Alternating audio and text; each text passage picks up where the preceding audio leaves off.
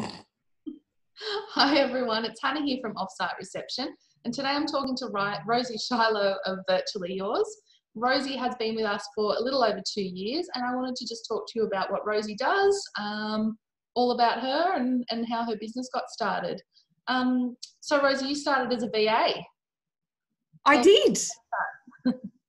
Yeah, so I actually did VA work for a very long time. It's only been the last couple of years that I've kind of dropped back any VA work, which was quite funny actually, because I was talking to a group of VAs and one of them said to me, this is early in the year, said to me, so you don't work with clients anymore?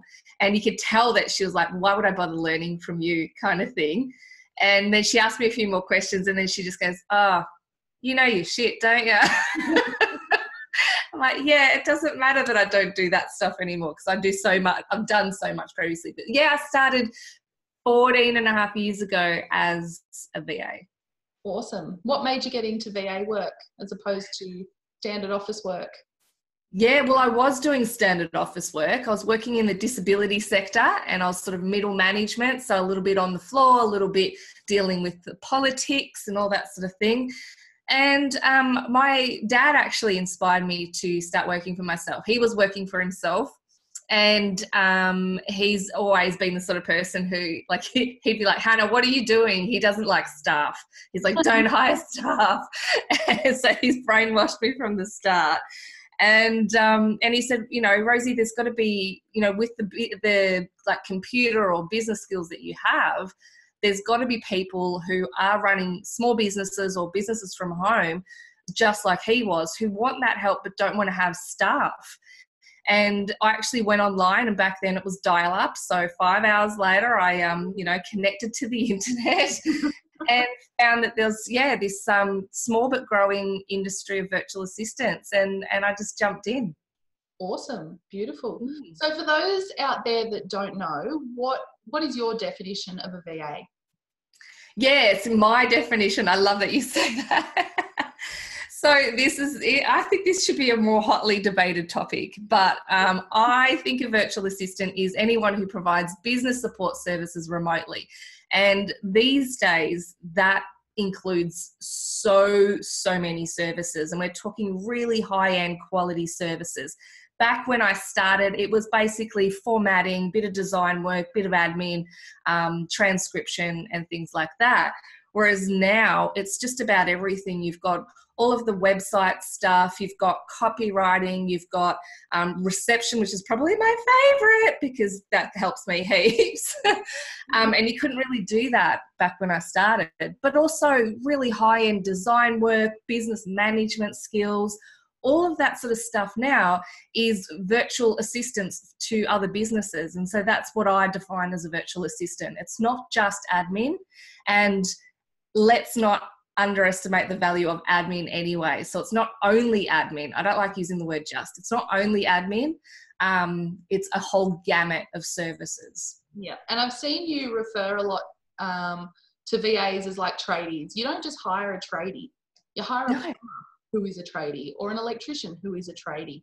And it's very similar in the VA world that we may be VAs, but we might be receptionists. We might be graphic designers. We might be copywriters.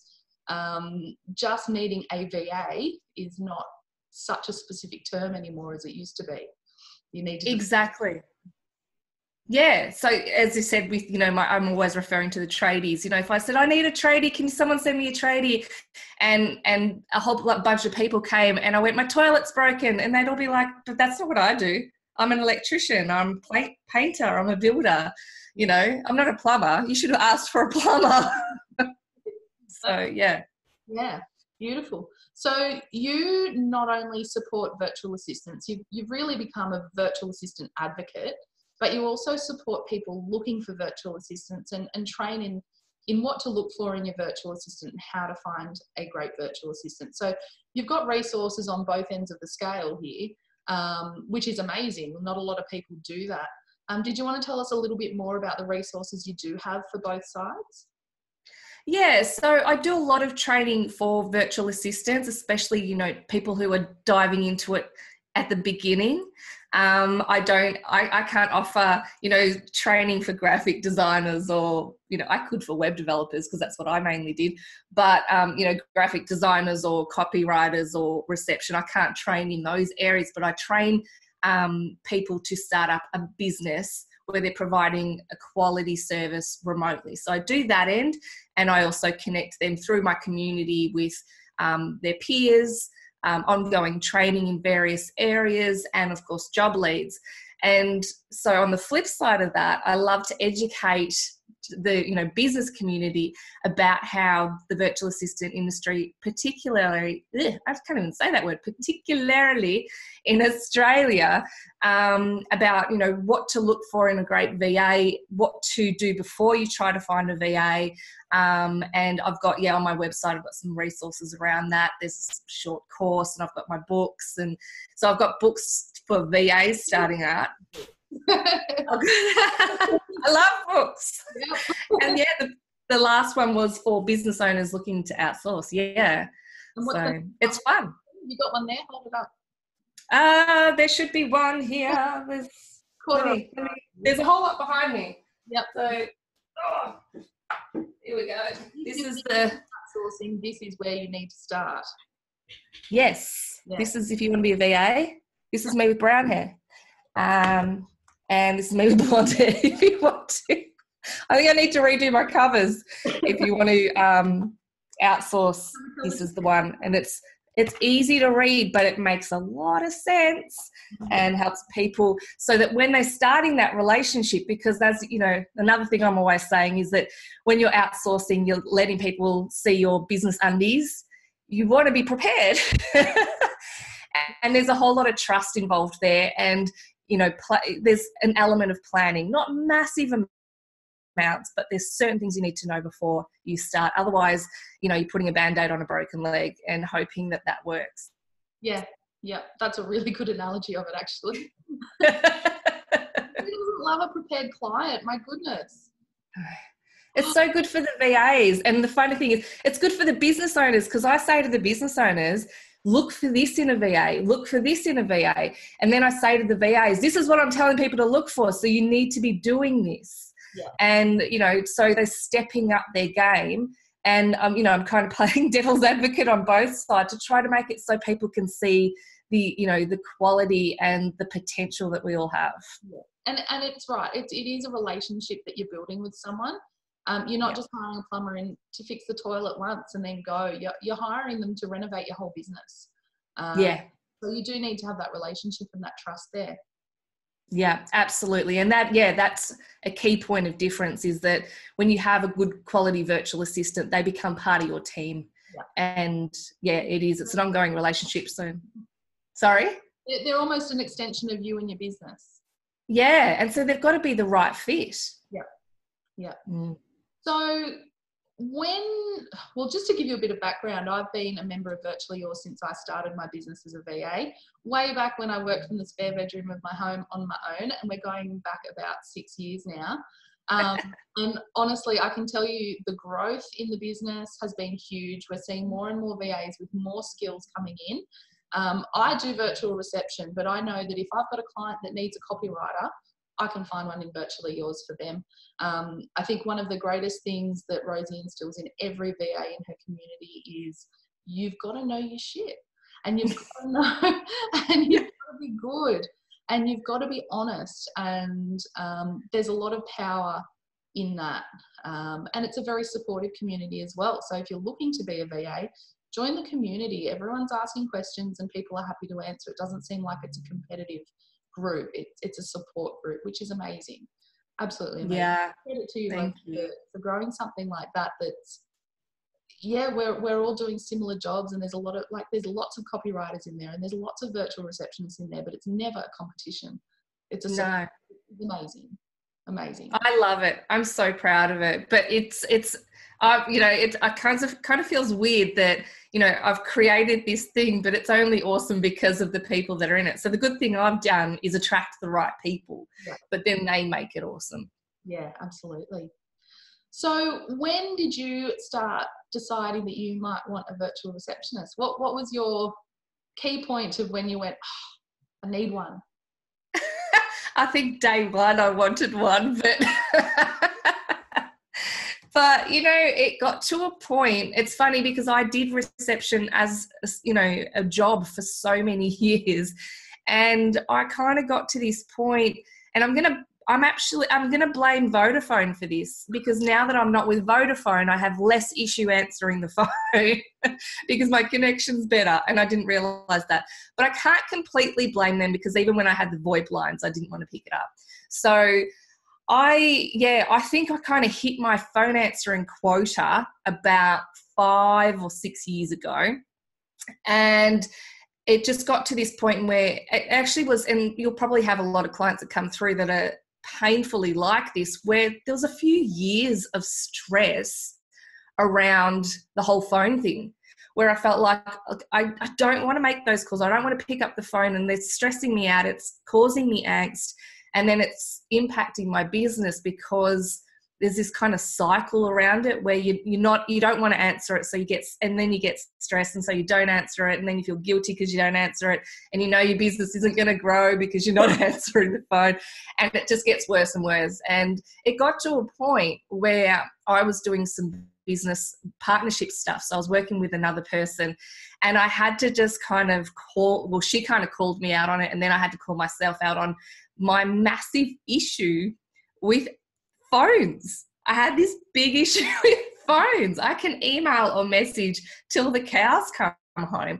And I kind of had this thing like, I still don't get, even at that point, I didn't quite get what the mechanics were of handing my phone line to someone else. And so then I think in complete, you know, please give me Band-Aid broken leg mode, I went to you.